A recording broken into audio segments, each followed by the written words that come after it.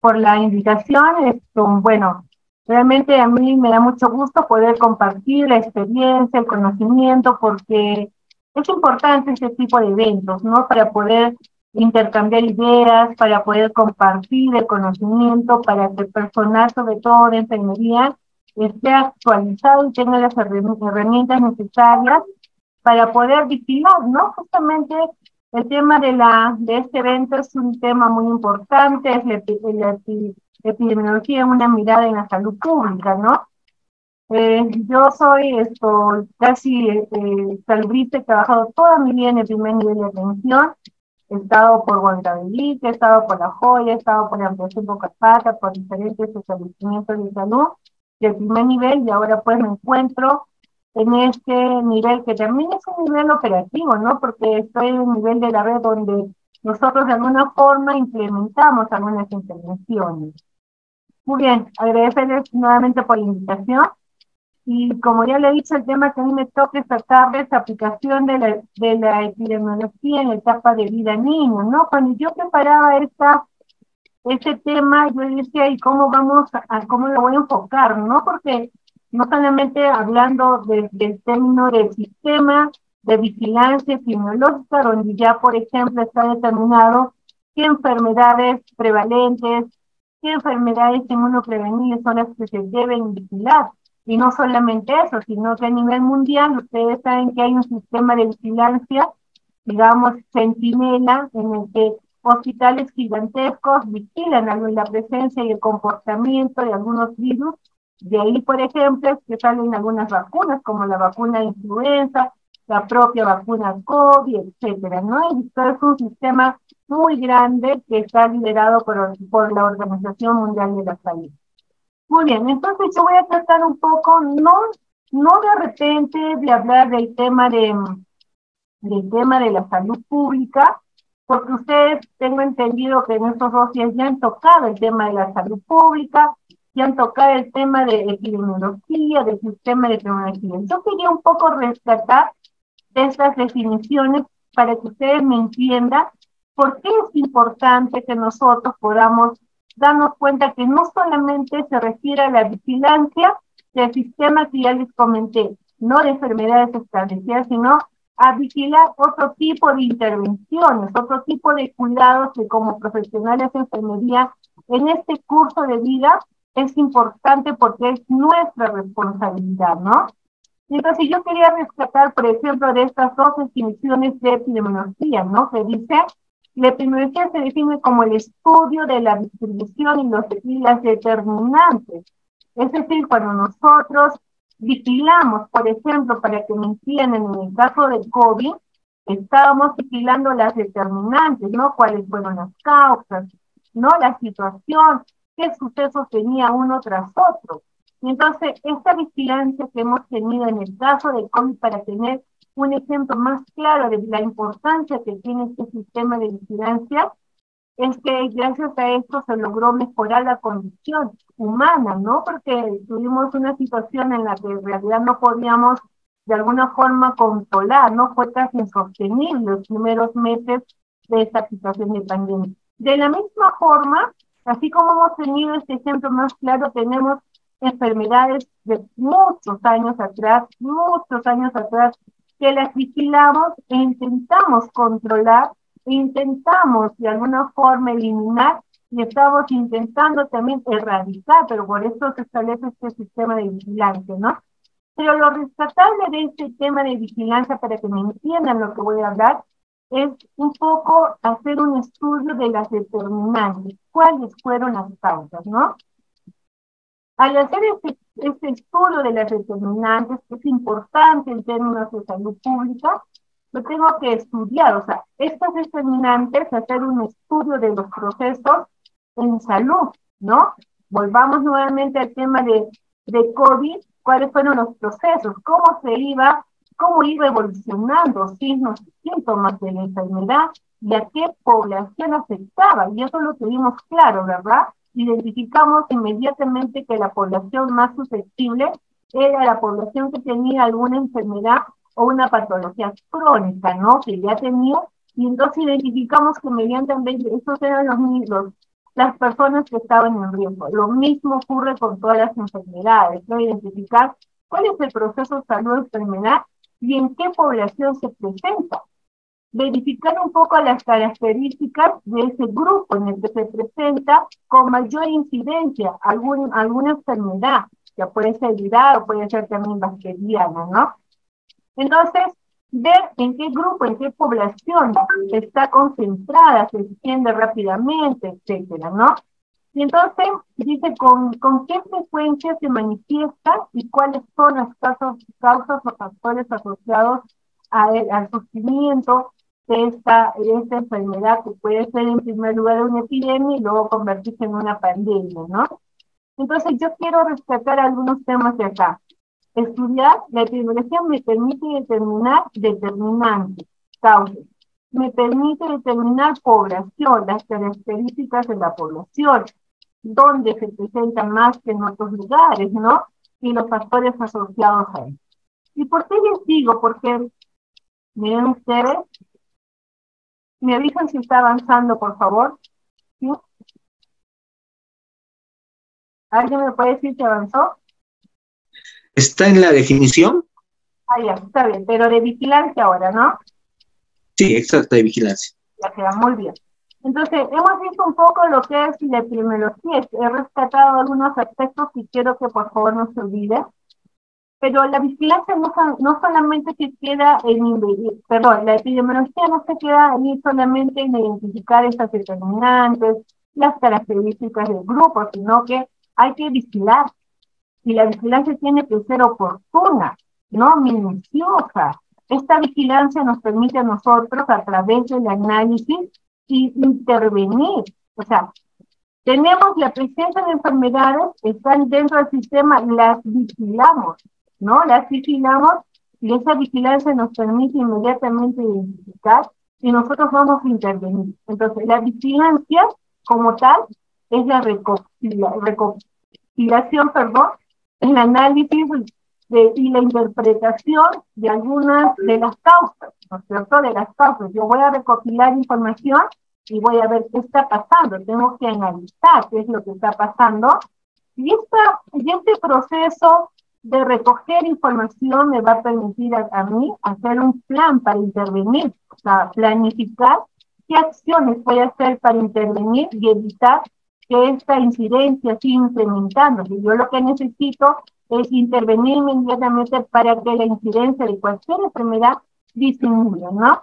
Y entonces, al planificar, yo voy a ejecutar, voy a evaluar, porque es un plan, lo voy a implementar, lo voy a ejecutar, y no solamente eso, sino que tengo que hacer una evaluación periódica de estas intervenciones que estoy, digamos, de alguna forma implementando en estos lugares, ¿no?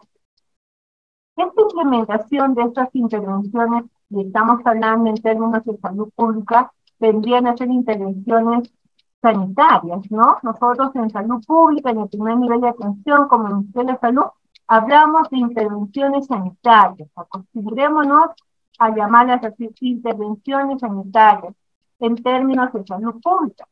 Y entonces estas intervenciones sanitarias siempre tienen una evidencia científica y siempre van a estar dirigidas a prevenir, a controlar los riesgos y daños de la salud en una población determinada. Está bien, ¿no? Entonces, esto consideré pertinente para de alguna forma tratar de explicar y ustedes me entiendan por qué es necesario salirnos un poco del sistema de vigilancia que ya conocemos para vigilar otras intervenciones en esta etapa de vida del niño, ¿no? Entonces, brevemente, ustedes ya lo han tocado, que es la salud pública, la Organización Mundial de Salud, dice, es la respuesta organizada de una sociedad. Tenemos la vigilancia epidemiológica. Estaba vigilando la incidencia, la presencia de una enfermedad, de un problema de salud pública. Inmediatamente la salud pública, que es un sistema, se convierte en una respuesta organizada de una sociedad. ¿Para qué? Para promover, para prevenir, principalmente para mantener la salud de esa población, en este caso de la población infantil, ¿no? Entonces tenemos, por ejemplo, muchos problemas de salud pública.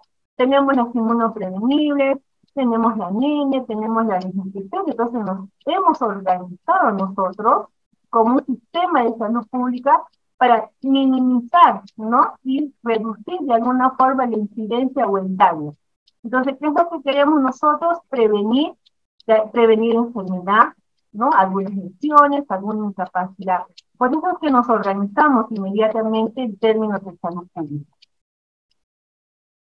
Muy bien, entonces, me avisan si está corriendo, por favor.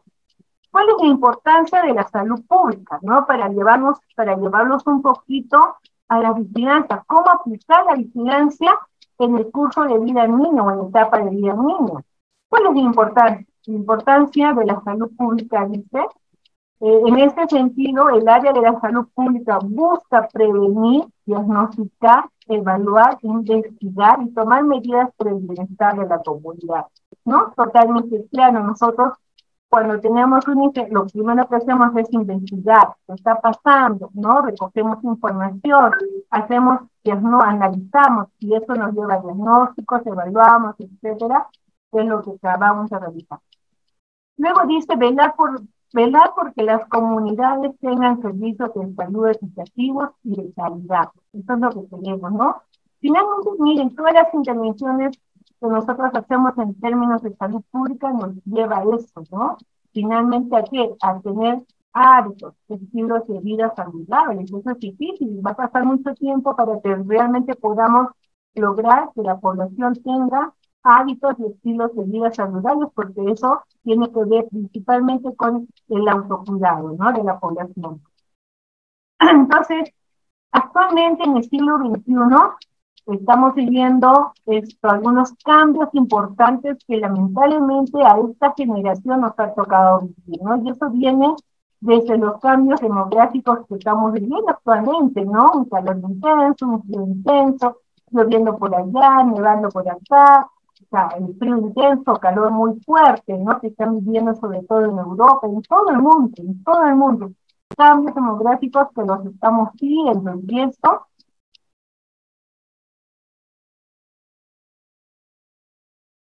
bueno, esa paleta que no estoy corrigiendo.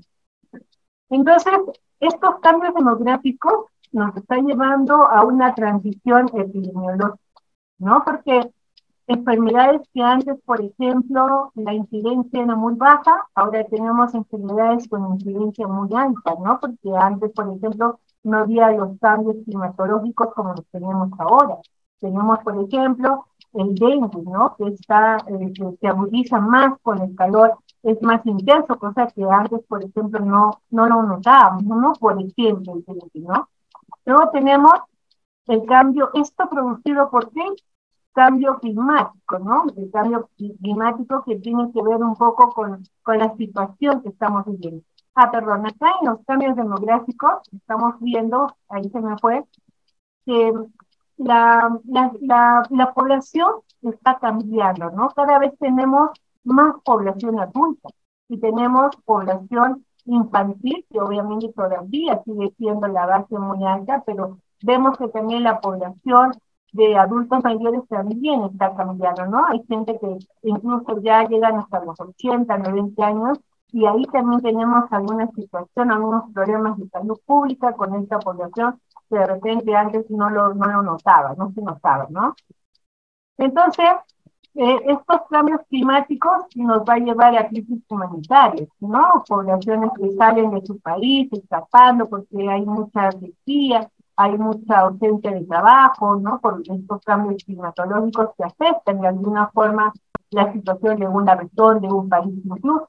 Entonces, esta crisis humanitaria nos va a llevar a problemas de salud pública, ¿no? Sin ir muy lejos, por ejemplo, el tema del COVID, muchos problemas de salud pública, ¿no? Muchos problemas en sus familias con problemas sociales, en las que más de un integrante de la familia se fue, ¿no? O sea, no estuvo ya porque lamentablemente no pudimos controlar, no sabíamos realmente cómo controlar esta situación o esta epidemia.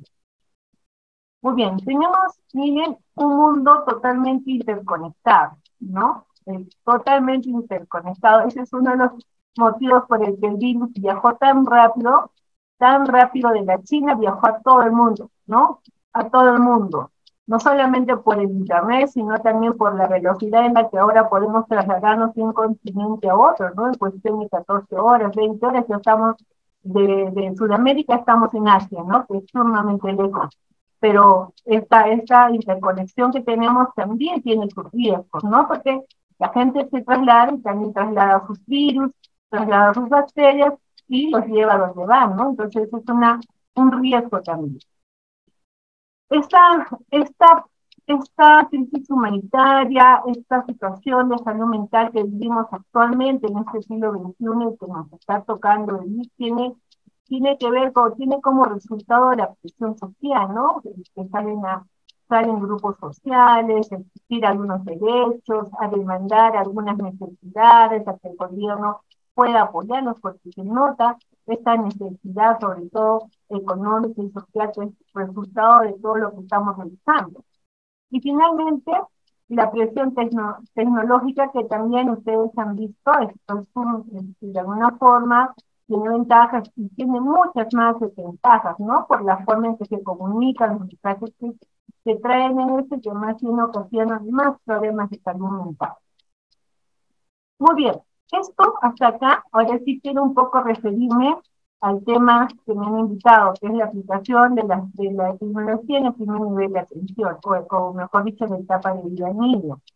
Estamos hablando de que muchas de estas intervenciones se dan en el primer nivel de atención, de cómo nos organizamos. La salud pública dice de cómo una sociedad se organiza para de alguna forma minimizar los riesgos, ¿no?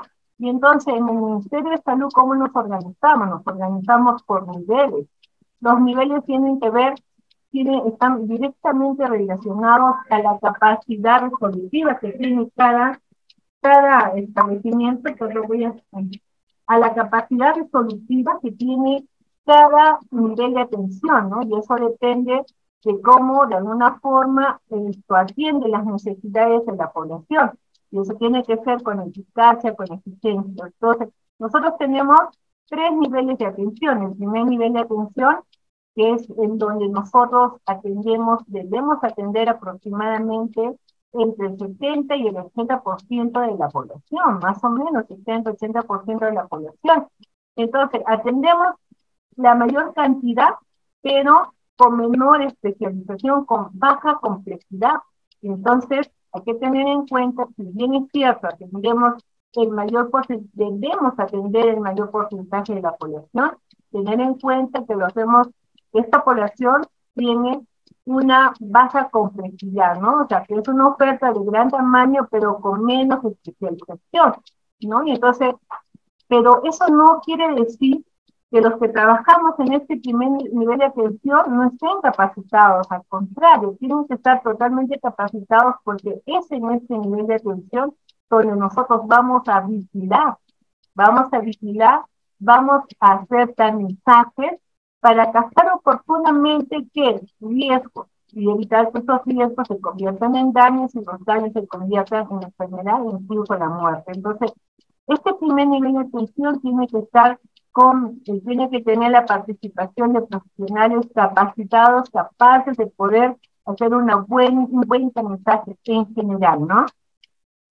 El segundo nivel de atención dice que más o menos atiende entre el 12 al 22%, requiere una atención de complejidad intermedia, y finalmente el tercer nivel de atención, que debe atender entre el 5 al 10%, y tiene una atención de alta complejidad y con una oferta de menor tamaño, ¿no? Pero si nosotros analizamos, ¿es cierto esto? Vemos que no, porque no estamos en el primer nivel de atención, no estamos haciendo un buen tamizaje, por lo tanto, un alto porcentaje de la población que nos está pasando sin hacer un buen tamizaje, y eso es lo que de alguna manera vemos como resultado. Los hospitales de salud, los hospitales del Ministerio de Salud con alta demanda, con problemas sanitarios, con problemas crónicos, que se pudieran haber solucionado si hubieran sido captados oportunamente, y no solamente captados, sino también haber intervenido, ¿no? Entonces, en este primer nivel de atención, que es nivel de atención en donde nosotros específicamente implementamos intervenciones sanitarias en términos de salud pública, vemos que es este primer donde se establecen los vínculos con la persona, familia y comunidad y el resto de los sectores. En realidad, es en este primer nivel de atención, que es un nivel, digamos, de alguna forma privilegiado, ¿no? Porque nosotros tenemos un mejor contacto con la persona, con la familia, conocemos dónde vive, cuáles son las determinantes de la zona donde vive, posiblemente cuáles son las causas por las que el niño tiene, por ejemplo, episodios repetitivos tanto en iras y negras, ¿no? Entonces, este es un espacio donde realmente nosotros podemos conocer mucho más y podemos identificar. Adecuándonos un poco a esta organización que tenemos para un poco vigilar correctamente, sabemos que actualmente tenemos un modelo de atención, ¿no? Un modelo de atención de cuidado integral de la salud por curso de vida para la persona, familia y comunidad. Así nos hemos organizado. ¿Para qué? Para entregar las intervenciones y los cuidados oportunamente por curso de vida, desde el recién naciente, la gestante, el recién nacido, el niño, el adolescente, el joven, el adulto y el adulto mayor, ¿no? Entonces, primero vemos a la persona, este curso de vida, esta persona, cada uno de estos tiene un paquete de cuidados. O sea, sí, es cierto, todos se van a relacionar desde que está en el útero de la madre hasta que es un adulto mayor, todo tiene una causa, un motivo, ¿por qué es después, no? ¿Por qué? ¿Qué viene después? Entonces, cada uno de estos tiene un paquete de cuidados, intervenciones sanitarias que se tienen que entregar oportunamente, ¿no?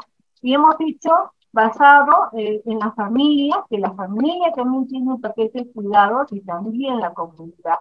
Esta es la forma en que nos hemos organizado para entregar oportunamente estas intervenciones. Muy bien, entonces, por ejemplo, hemos dicho que estas se abordan desde el periodo prenatal, ¿no? Se da un paquete de cuidados en forma individual, en forma familiar y comunitaria en cada una de estas etapas de vida del ser humano, ¿no? El periodo prenatal, de 0 a 11 años, de 12 a 17 años y más del adulto mayor de 60 más, y entonces, si entre el adulto joven de 30 a 59 años, ¿no? Y el adulto de 18 a 29 años. Entonces, lo que yo quiero que nos demos cuenta es que en este curso de vida, nosotros como profesionales vigilamos las intervenciones, tanto de niños y en algunos casos de algunos adolescentes, ¿no? Muy poco de los jóvenes porque hay responsabilidad y hay equipos, pero sí, nosotros específicamente vigilamos las intervenciones sanitarias que se tienen que entregar a los niños entre los 0 hasta los 11 años, 11 meses con 21 meses, ¿no? Y acá tenemos un paquete de cuidado integral a la persona, a la familia y a la comunidad por curso de vida, ¿no? Y entonces, este paquete de cuidados son paquetes individuales cuando le entregamos a la persona, ¿no? En forma individual. Y entonces cuando le entregamos a la persona hablamos que estos cuidados a la persona comprenden un conjunto de intervenciones en salud durante el trayecto de toda su vida y en la que atraviesa por transiciones y cambios en la continuidad de la misma.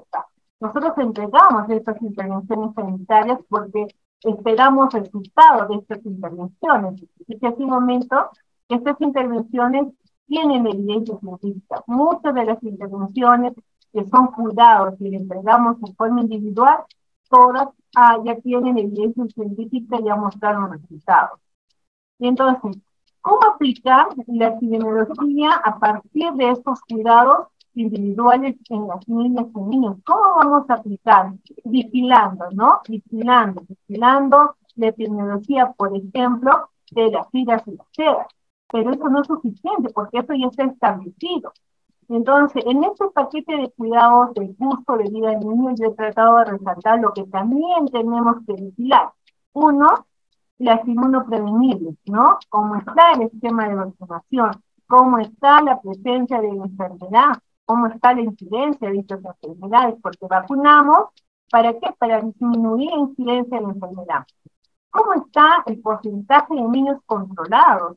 ¿Por qué es importante el control de crecimiento y desarrollo? ¿Por qué tengo que estar vigilando y garantizando que los niños completen todos sus controles? Porque justamente pues lo tengo que vigilar, ¿no?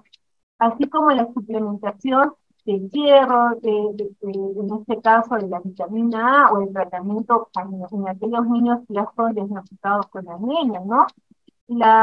Vigilar que el niño tenga su tamizaje de hemoglobina, ¿para qué? Para descartar anemia, tamizaje de parasitosis, porque está relacionado a los parásitos con anemia, entonces tengo que estar atento y vigilando. Vigilar la dureza visual, auditiva, porque los sentidos es importante para que el niño pueda aprender, ¿no? Entonces, dan cuenta que no solamente enfocado a la vigilancia que ya conocemos, enfocado a lo que ya tradicionalmente nos han establecido qué enfermedades vamos a vigilar, ¿no? Y entonces, igualmente, y esto sí lo voy a pasar, tenemos un paquete de cuidados para el curso de vida del niño en la familia, ¿no? En la familia tenemos un paquete de cuidados para el curso de vida del niño en cuidados comunitarios, ¿no? Que también están dados. Muy bien, la Organización Mundial de la Salud nos recomienda ya en términos de cuidados. ¿Qué tenemos nosotros que brindar a los niños en este caso? Dice promoción del desarrollo infantil temprano, ¿no? Entonces, cuando yo hablo del desarrollo infantil temprano, estoy hablando del desarrollo del aprendizaje, del estado de salud, de violencia y entornos que favorezcan el desarrollo infantil y principalmente la reducción de la pobreza monetaria, ¿no? Nosotros hemos visto cómo en los últimos años, tanto el país, el Ministerio de Salud, el Ministerio de Economía y Finanzas, las políticas vigentes, instituciones internacionales invierten fuertemente en la primera infancia, porque la primera infancia es la base para reducir justamente la pobreza, ¿no? Para reducir la pobreza monetaria. Entonces, si yo garantizo que los niños desarrollen sus habilidades y sus potencialidades con seguridad, voy a reducir la pobreza de un país. En el caso de los adolescentes, recomienda reducir la tasa de analfabetismo, que esté en un 6%, recomienda en el caso de los jóvenes, impulsar las condiciones de participación y presentación democrática, en el caso de los jóvenes adultos, promoción de la cultura y prevención de riesgos laborales, y en el caso de los adultos mayores, cuidado del adulto mayor en base a la transición demográfica, ¿no? Porque hemos visto que hay una transición demográfica.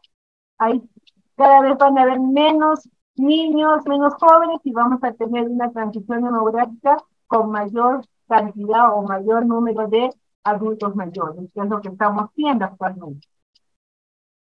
¿Cuál es la vigilancia de la niña y el niño en el crecimiento y desarrollo? ¿Qué tengo que vigilar, no?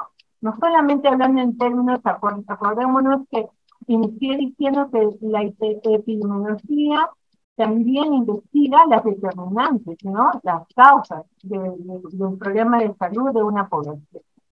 Entonces, cuando hablamos de crecimiento y desarrollo, por ejemplo, ¿qué tengo que vigilar ahí? Justamente el crecimiento, ¿no? Es importante, por supuesto que es importante vigilar el crecimiento.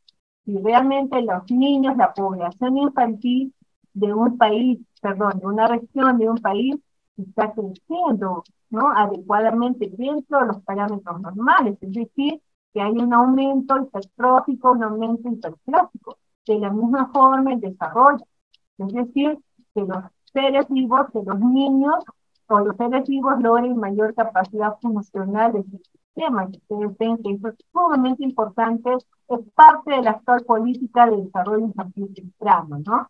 Entonces, el crecimiento y desarrollo se presenta también en forma acelerada durante el periodo temprano, ¿no? Por eso es que hablamos de invertir en la primera infancia, porque la velocidad de crecimiento y desarrollo no se repite nunca más. Por eso sí, las políticas existentes invierten fuertemente y están invirtiendo fuertemente en la primera infancia, ¿no? Muy bien. Entonces, hablando ya de la vigilancia en el control de crecimiento y desarrollo, ¿por qué es importante esta intervención sanitaria? ¿no? Intervención sanitaria, crecimiento, desarrollo. No es un programa, no es una etapa de vida, es una intervención sanitaria en términos de salud pública. ¿Por qué es importante? Porque yo, a través de esta intervención, voy a vigilar de manera adecuada y oportuna, pero voy a vigilar el crecimiento y el desarrollo. ¿Para qué vigilo el crecimiento y el desarrollo? Para detectar de manera oportuna algún riesgo, ¿no? Algún riesgo, alguna alteración, algún trastorno, alguna presencia de alguna enfermedad. Y entonces yo voy a detectar oportunamente estos factores de riesgo y esto me va a facilitar hacer un buen diagnóstico para intervenir oportunamente y poder disminuir estos riesgos, estas alteraciones, estas enfermedades, incluso disminuir la muerte en el caso de algunos niños, ¿no? Y entonces, mire, la vigilancia que le hacemos a los niños en el control de crecimiento y desarrollo es sumamente importante. Y cuando hablamos del control de crecimiento y desarrollo, hablamos de todo este conjunto. Miren ustedes todo lo que nosotros hacemos en la consulta de crecimiento y desarrollo, en la que nosotros vigilamos. Vigilamos el crecimiento a través del estado de la valoración nutricional. Vigilamos el desarrollo a través de la evaluación que le hacemos con el uso de algunos de los test de evaluación, ¿no? El TEC y el EDT, etcétera. Evaluamos, fomentamos la lactancia materna, vigilamos que el niño esté tomando la lactancia materna, vigilamos y garantizamos que el niño reciba la alimentación complementaria, vigilamos que el niño se haga oportunamente el descarte de anemia a través del tamizaje de anemia, garantizamos la entrega de algunas intervenciones. O sea, cuando nosotros hablamos de crecimiento, de desarrollo, estamos hablando de una intervención clave, una intervención que nos permite vigilar muchas otras intervenciones que el niño debe recibir en esta primera infancia. Entonces, ¿cómo vigilamos el crecimiento? Cuando nosotros hacemos uso de técnicas correctas, ¿no? De peso, de talla, haciendo uso de tipos estandarizados. Pero lo más importante, además de hacer una buena técnica, de hacer uso de tipos estandarizados, es cómo yo analizo el recojo de esta información. Ustedes están viendo acá, yo recojo los pesos, ¿no? Esta es una gráfica de peso para la edad. Y entonces yo voy a ver qué está pasando con mi niño y veo que acá, por ejemplo, no hay un crecimiento adecuado, aún estando entre más 2 y menos 2 desviaciones estándar. Entonces, ¿qué es lo que voy a identificar? Aún están entre más 2 y desviaciones estándar, que quiere decir que el peso para la edad de ese niño está normal, pero la tendencia de crecimiento no es normal. Yo estoy vigilando la tendencia y veo que no es normal, entonces voy a identificar poco crecimiento, pueden identificar nulo crecimiento o más bien pérdida de crecimiento, como estamos viendo acá, ¿no? De cómo nosotros vamos uniendo los controles uno tras otro y se va formando una línea, ¿no? Esa línea me dice si es poco incremento, nulo incremento o pérdida de peso. Estoy vigilando el peso. ¿Por qué es importante vigilar el peso? Porque el niño, conforme va creciendo, no tiene que ir ganando peso. Para el primer trimestre, más o menos incrementar 3 kilos, para el segundo trimestre, 2 kilos 500. Eso es importante porque eso me va a dar la garantía que ese niño pueda crecer y pueda desarrollar todo su potencial, ¿no? Por eso es importante este tipo de vigilancia. Y también vamos a vigilar, si es que ahí vemos de repente curvas que me están diciendo que hay una ganancia de peso efectivo, ¿no? Entonces es importante identificar, hacer este tipo de vigilancia. ¿Cómo vigilo el desarrollo? ¿No? ¿Cómo vigilo el desarrollo de un niño? Lo voy a hacer a través de qué? A través del uso de los test de evaluación. En este caso, el LT, el TESI, el test peruano, y entonces voy a vigilar porque hago la evaluación haciendo uso de estos test y voy a evaluar ¿qué? Voy a evaluar ese proceso progresivo, multidimensional, integral y oportuno que deben de tener los niños. O sea, los niños van a ir creciendo, van a ir madurando algunas funciones, algunos tejidos, algunos órganos, ¿no? Y algunos sentidos. Yo voy a evaluar y tengo que hacer una buena evaluación. Les comentaba en la mañana a un grupo que me visitaba y les decía, lamentablemente, necesitamos reforzar algunos aspectos referentes a la evaluación, porque se nos está pasando algunos síndromes de Down, se nos está pasando algunos retardos mentales. Entonces, ¿por qué? Porque hay que hacer una evaluación minuciosa, ¿no? Y como yo les decía, si no sabemos aplicar el test, no sabemos qué vamos a encontrar porque no sabemos qué estamos buscando, ¿no? Entonces es importante estar capacitados para el momento de hacer la evaluación. Y esto es importante porque si yo hago una buena evaluación, voy a garantizar este proceso y por lo tanto voy a garantizar un desarrollo infantil temprano, oportuno, ¿no? Siempre y cuando yo esté evaluando periódicamente la maduración y el desarrollo del hijo, que tiene que ver con él. Mire, entonces, el DIR, el desarrollo infantil, es lo que finalmente buscamos con toda esta vigilancia, no solamente epidemiológica en esta etapa del día del niño, lo que busca finalmente es alcanzar algunos resultados que lo vamos a ver más adelante. Son resultados que la suma de todo lo que nosotros entregamos a través de estas intervenciones son 7 resultados que vamos a ver más adelante, ¿ya? Muy bien. La vigilancia del desarrollo tiene que ver con esto, ¿no? Con la garantía del desarrollo infantil temprano. Por eso es que, por ejemplo, la toma del perímetro, la vigilancia que le hacemos al crecimiento del perímetro cefálico es importantísimo. ¿Por qué? Porque el cerebro humano es el centro del sistema nervioso central. Es un órgano muy complejo y realiza importantes funciones vitales.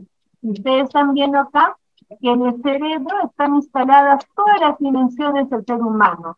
Está el área cognitiva, ¿no? Está la memoria, en el lóbulo frontal, está también en el lóbulo temporal, el habla, el comportamiento, el oído, el equilibrio, la coordinación, en el cerebelo, en la parte de la agudeza visual, en el lóbulo occipital, etcétera. Entonces, están todas las dimensiones del ser humano. Es importante vigilar, hacer una buena vigilancia. Está creciendo la cabecita, no está creciendo. O sea, me doy cuenta que esta intervención me permite vigilar, pero necesito hacer una buena vigilancia, ¿ya? Para que se dé este proceso de sinapsis que es tan conocido y tan importante para los seres humanos, ¿no? Depende de la vigilancia, de que yo esté garantizando que la cabecita esté creciendo, que haya estas conexiones neuronales, pero no solamente en el tamaño, o sea, en la dimensión, en lo que yo voy midiendo cuantitativamente, sino tiene que ir acompañado, esta vigilancia tiene que ir acompañado de brindarle a los niños experiencias tempranas, experiencias agradables, positivas, porque esas experiencias van a moldear, poderosamente el desarrollo del cerebro de los niños, ¿no? Y entonces, de alguna forma, si son experiencias negativas, van a afectar también el aprendizaje. Entonces, esto depende de qué, de una buena vigilancia, de cómo yo voy acompañando a la madre, cómo voy vigilando el desarrollo de los niños. Muy bien. Se han dado cuenta que no solamente vamos a vigilar lo que voy a presentar ahora, ¿no? Y que ya está establecido en el sistema de vigilancia epidemiológica como un sistema, en todos los sistemas, ¿no? Que vigilan, pues en este caso las infecciones respiratorias agudas, no las SIRAS. En este caso vemos un canal endémico. Nosotros estamos vigilando las SIRAS complicadas, las SIRAS no complicadas. Que ya se ha establecido, hay un sistema en el que todos los que pertenecen al sistema, desde un puesto de salud hasta un hospital, notificamos, ¿no? Digamos cómo está la incidencia en la época de frío, de repente el canal endémico se dispara por encima del esperado, y vigilamos qué está pasando, ¿no? ¿Qué está pasando para, en base a esta vigilancia, nosotros responder y prepararnos, ¿no? Con equipos, con insumos, con personal de salud, porque estamos en la vez que está pasando, está por encima de lo normal. Más allá de este tipo de vigilancia en el tema de las infecciones respiratorias agudas, que sabemos que son enfermedades prevalentes en la infancia, ¿no? Porque son las más prevalentes. Lo que sí, esto es importante resaltar de esta vigilancia que hacemos, por ejemplo, de las iras en niños menores de 5 años, es que hemos visto que en los últimos años, por ejemplo, la incidencia de algunas enfermedades ha bajado y eso tiene relación con algunas vacunas. Y vamos a ver más adelante cómo es que, además de vigilar estas prevalencias, también vigilamos cómo está la cobertura de algunas vacunas, ¿no? Y entonces, acá, por ejemplo, ¿por qué vigilamos las vidas? ¿Por qué vigilamos las ceras? No les voy a decir más adelante. Entonces, es importante vigilar, por ejemplo, las vidas. Les he traído un modelo. ¿Por qué vigilar las neumonías? Las neumonías, si bien es cierto, estamos viendo acá en este canal endémico algunos puntitos que se van por encima de lo esperado, pero si nosotros analizamos este comportamiento que vemos acá del 2016 al 2023 con un canal endémico de hace 20 años, tengan la seguridad que no tiene punto de comparación, ¿no? Porque nosotros hemos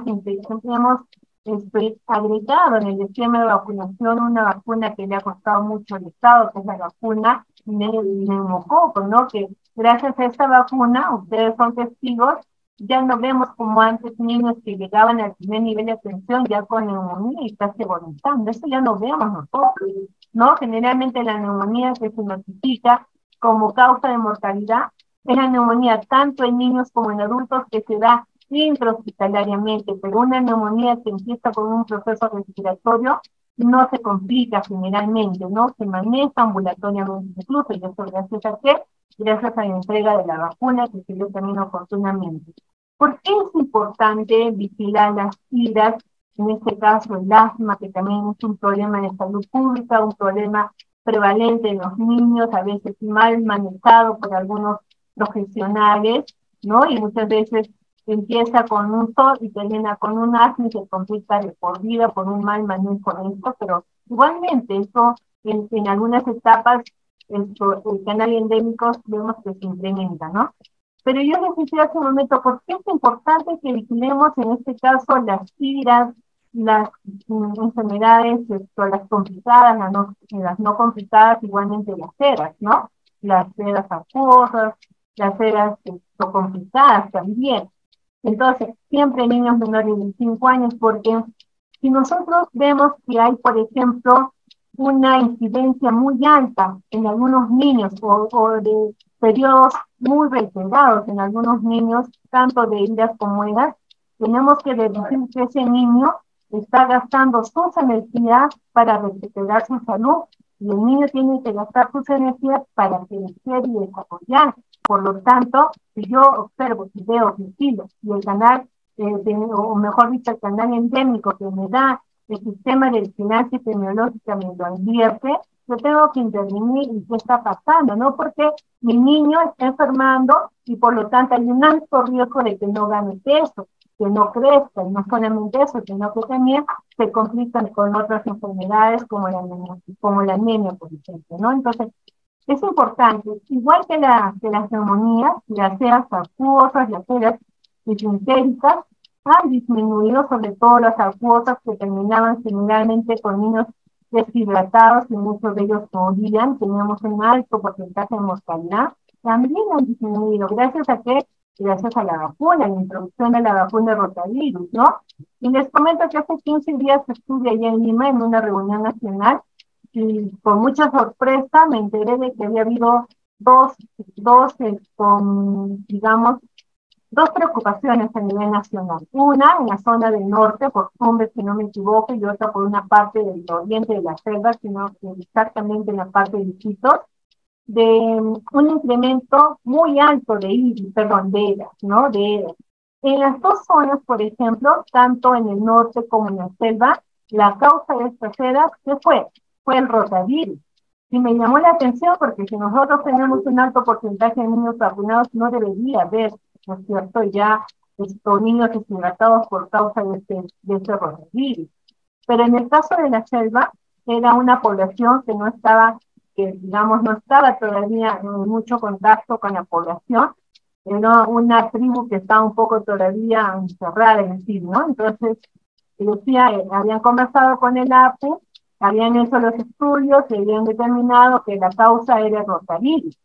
Y entonces ahí, por ejemplo, todos esos niños que presentaron esta diarrea que se complicó, incluso hubo mortalidad de estos niños en un alto porcentaje, tuvieron que trasladarlos a los niños a la parte de la ciudad, visitos, porque estaban muy alejados de sus hijos, gastaron mucho dinero en trasladar a estos niños, tuvieron que hablar con el APU, convencerlo, y a partir de ese momento se recién aceptó que vacunen a los niños, ¿no? Y miren, recién iban a colocar vacunas de neumococo, rotavirus, y todos esos niños que habían enfermado no tenían la vacuna rotavirus. También entendemos y comprendemos la importancia que tienen algunas intervenciones, principalmente el tema de las vacunas, porque es una intervención que muestra resultados y muestra de eso que ya no tenemos un alto porcentaje de niños como teníamos antes de mortalidad infantil, tanto por causa de neumonía como por causa de deshidratados, ¿no? El sistema inmunológico en el sistema de niños también vigila atentamente el comportamiento de las enfermedades inmunoprevenibles. Hemos dicho que las vacunas, el impacto de las vacunas es disminuir las enfermedades inmunoprevenibles que tienen esa característica. Justamente son enfermedades que se pueden evitar a través de la vacuna, por eso le decimos inmunoprevenibles, ¿no?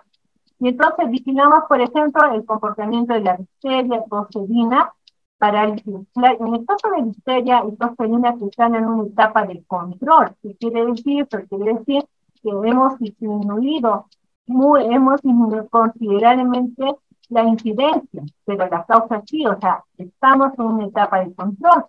En el caso de sarampión, de rubiola, estamos en una etapa de eliminación. Y en el caso de polio, estamos ya cerca a una etapa de erradicación. Entonces, vigilamos el comportamiento de estas enfermedades, a pesar que en muchos países, en muchas regiones, no hay ya casos de estas enfermedades, pero la vigilancia activa tiene que seguir, ¿no? Porque tenemos que estar atentas frente a un caso sospechoso. Y también vigilamos los estados de niños. ¿Qué vigilamos a través de este sistema de vigilancia? Solamente vigilamos los estables de aquellos niños que se han complicado, ¿no? Que son casos complicados, inmediatamente entran en ese sistema de vigilancia epidemiológica en el caso de niños. Muy bien.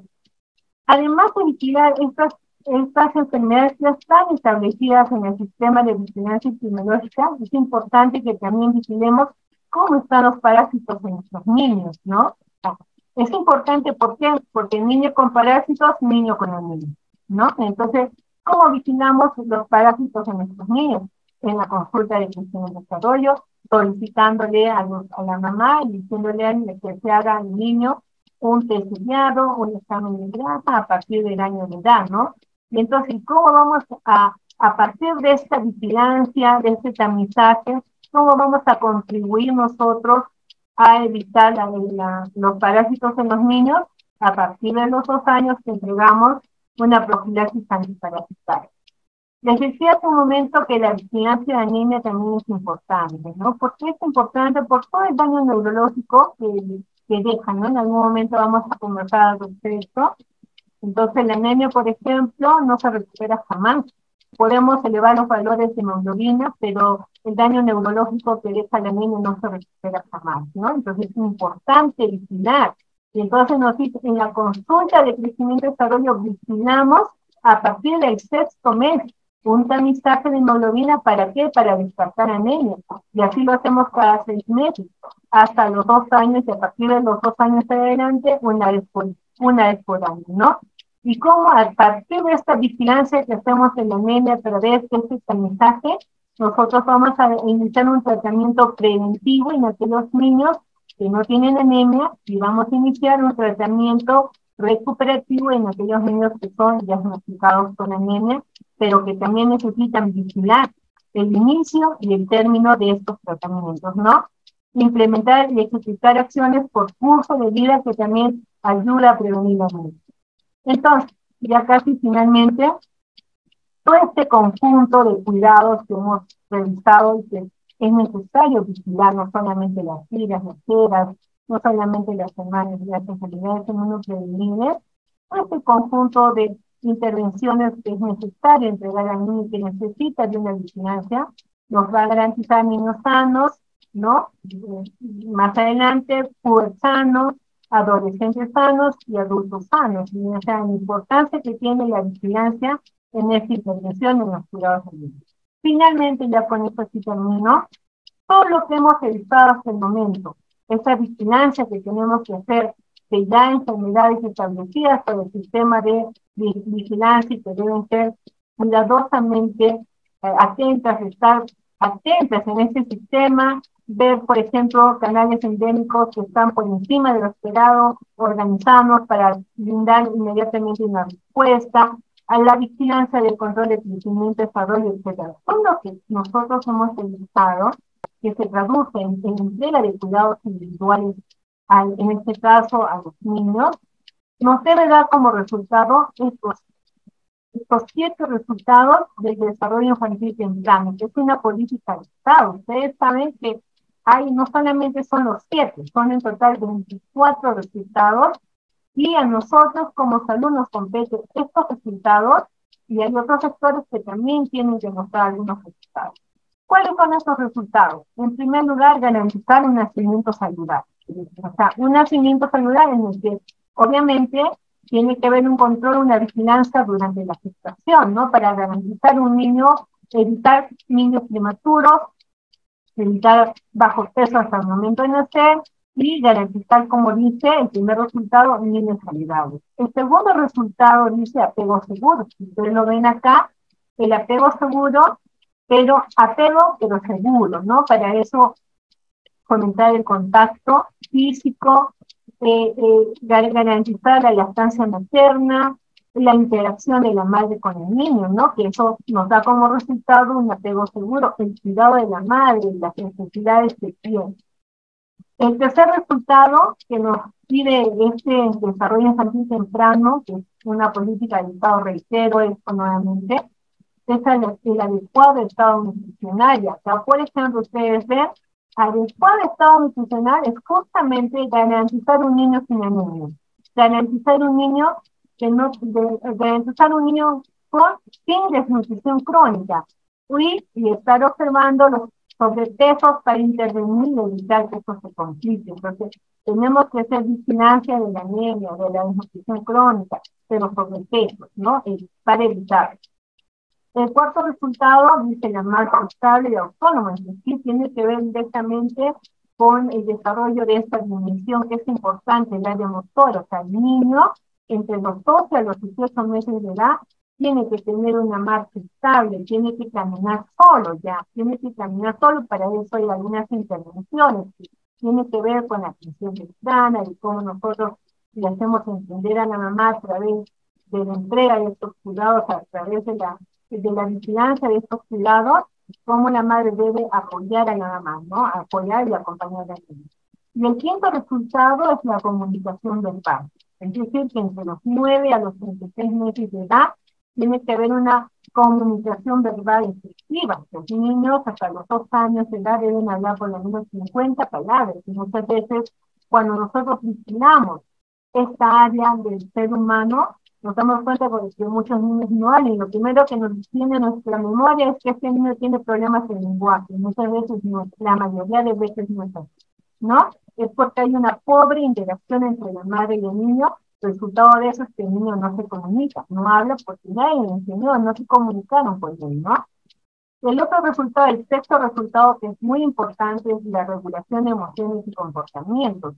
Y eso tiene que ver desde el nacimiento, de este nacimiento saludable, ¿no? El apego seguro, una buena alimentación, porque el niño tiene que aprender a manejar sus propias emociones, y eso depende de cómo la madre cuida al niño y cómo lo hace sentir en la familia.